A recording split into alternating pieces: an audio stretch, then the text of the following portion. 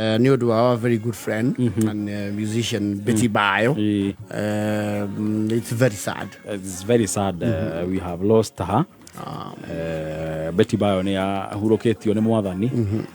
It's very sad. Na ni akoretwo atekuigua wega. Ithu no tugire mwathani amuhe kihuruko gitathiraga. It's very sad that we lost her. Quite a young soul, very vibrant soul. Niturutite mawira maingi muno na Betty Bayo. Even in the beginning of my career, gwiciria twajia career around the same time. Gwiciria tutiganite na around only 2 years. She was always a very jovial person.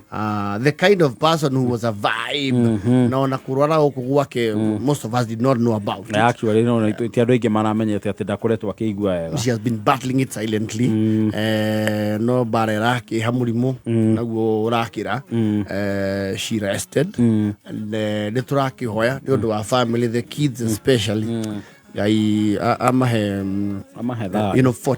to bear the the loss. You do muhudhu na hanini, quite young children, and the entire family and the fraternity from all of us here at Kameme. Pole sana, our condolence. Pole sana. We have lost a gallant person. Na we will sincerely miss her. Yes. We pray for the repose of her soul and Yahuro Kyohoro, Betty Bayo. Very sad.